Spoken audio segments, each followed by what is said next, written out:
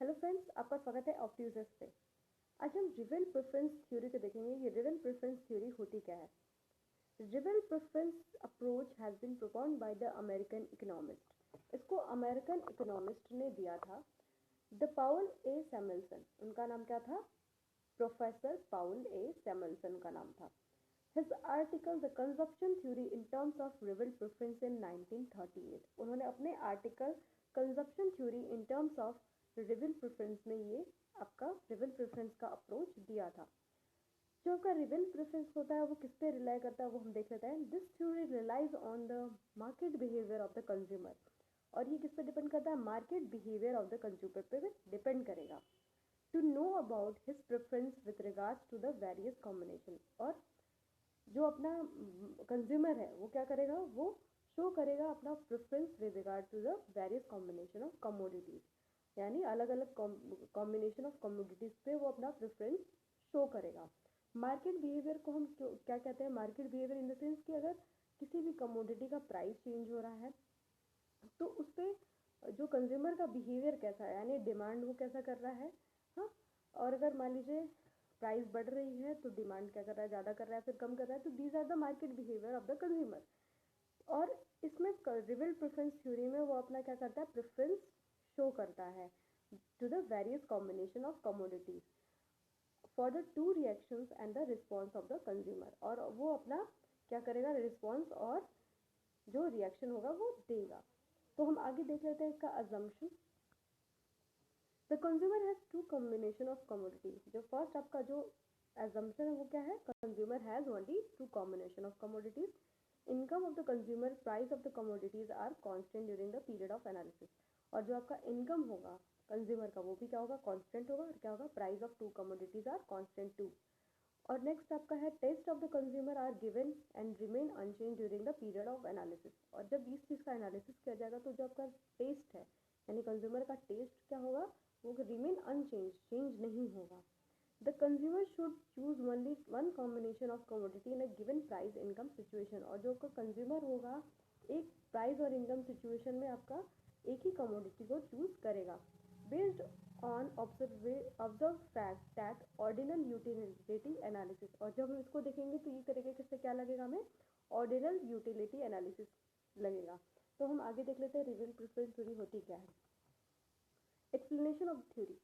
When a consumer purchases some commodities either because he likes them or more other cheaper than other commodities, consumer या किसी good को क्यों purchase करता है? क्योंकि या फिर उसे वो कमोडिटी अच्छी लगती होगी, ठीक है, या फिर उसको वो किसी प्रोडक्ट की कंपैरिजन में वो क्या लगती होगी? चीप लगती होगी। जैसे आप फॉर एग्जांपल आप जाते हैं मार्केट तो आपको अगर मान लीजिए बाटा का शूज़ खरीदना हुआ तो आपकी वो क्या होती है? वो लाइकिंग होती है, आप लाइक करते हैं उस चीज़ को, पसंद करते हैं, तो आप जाके उसको परचेज कर रहे हैं। अदरवाइज आपका अगर बाटा का शूज़ जो है वो चीपर लगता है compare to the other companies, जैसे प्यूमा हो गया, तो आप किसको परचेज करना चाहेंगे? बाटा को परचेज करना चाहेंगे। तो ये कंज्यूमर जो किसी भी कमोडिटी को परचेज करता है वो on the basis of liking and उसको देखता है कि वो क्या है? कमोडिटी क्या है? चीप है। There are two combination of commodity X and Y. और यहाँ पर दो ही कमोडिटी का कॉम्बिनेशन लिया जाएगा एक्स एंड वाई, क्योंकि हमने अजम्पशन में भी देख लिया था कि हमारा इसमें कितनी कमोडिटीज की बात की जा रही है? टू कमोडिटीज की बात की जा रही है। Consumer buys a combination of X and not combination of Y. Combination जब आपका कंज्यूमर होगा वो बाय करेगा तो पहले क्या कौन सा करेगा? कॉम्बिनेशन ऑफ एक्स बाय करेगा, not combination of Y. Assuming that both the commodities are equally same cost, are equally good। और हम ये भी assumption देखेंगे कि इसमें जो commodity होगा वो एकदम equally same होगा और उसकी जो cost भी क्या होगी? same होगी और वो equally good भी, मतलब अच्छा भी एकदम equal एक जैसा ही होगा। If the consumer buy X combination rather than Y commodity because like X combination better and reveal preference took place।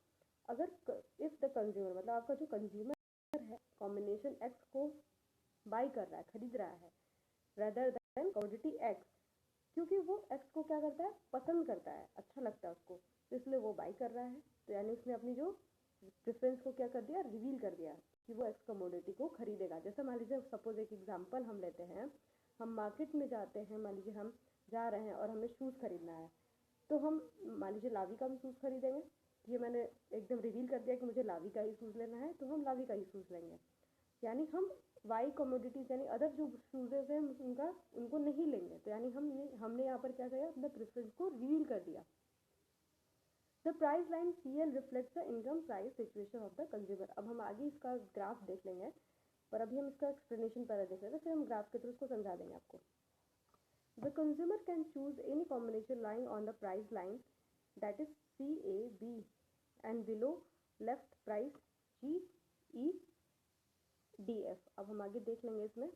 तो आपका देखिए आपका GEDF आपका क्या हो गया, यानी ये अंदर लाई कर रहा है, और आपका CAB आपका क्या कर रहा है, ऑन द, ये आपका PL लाइन पे लाई कर रहा है। तो इसमें क्या बोला है, consumer can choose any combination lying on the price line.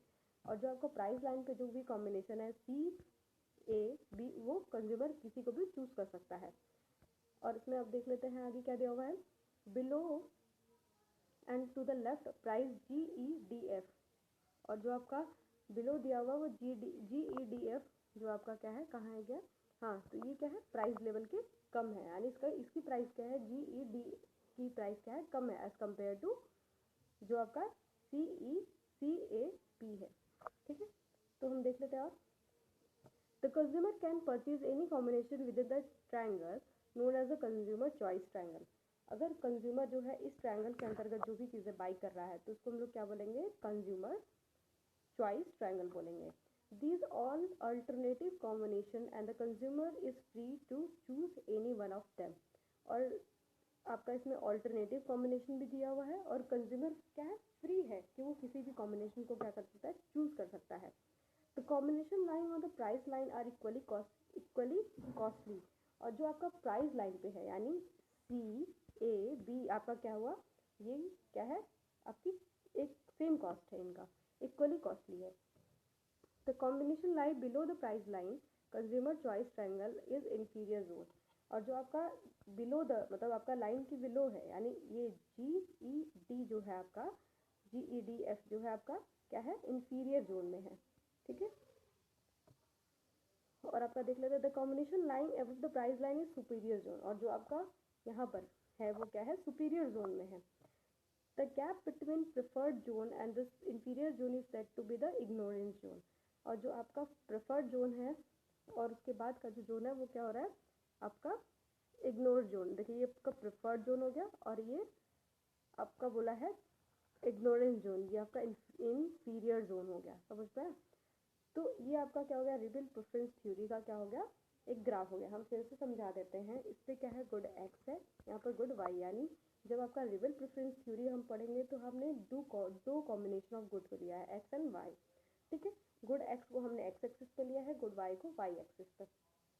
ठीक है, और PL आपकी क्या है, प्राइस लाइन है, प्राइस आपका है, PL is a price line.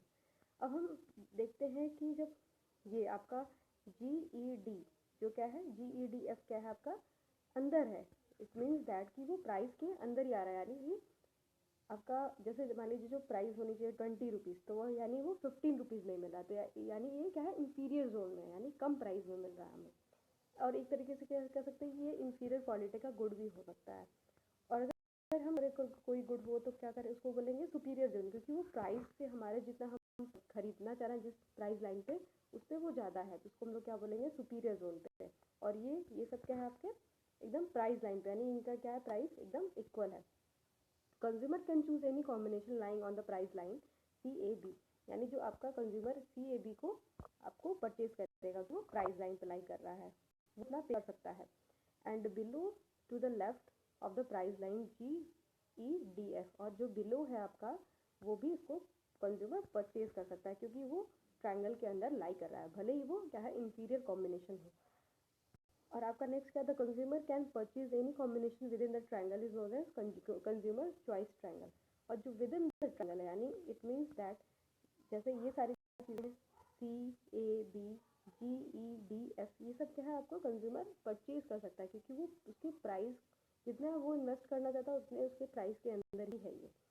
ठीक है, अब आपका नेक्स्ट क्या है, these all alternative combination of consumer is free to choose any one of them। इसमें कोई भी चूज कर सकता है, कोई चीज़ भी खरीद सकता है। Combination lying on the price line is equally costly, जो आपका कॉम्बिनेशन लाई कर रहा है प्राइस लाइन पे वो एकदम इक्वली कॉस्टली है, हम बता चुके हैं already. Combination line below the price line is the consumer choice triangle is inferior zone, हम आप ऑलरेडी बता चुके हैं। जो आपका इसके नीचे आ रहा है वो इंफीरियर जोन में है और इसके ऊपर क्या है आपका सुपीरियर जोन में है, ठीक है। तो ये आपका हो गया। और हमने ये भी ग्राफ देख लिया, ये आपका क्या है कमोडिटी बी लिया है, कमोडिटी एस लिया है इसमें, और ये आपका प्रेफरेंस जोन है, ये इंफीरियर जोन है, और ये वाला जो इधर जोन है आपका ये क्या है इग्नोरेंस जोन है, ठीक है।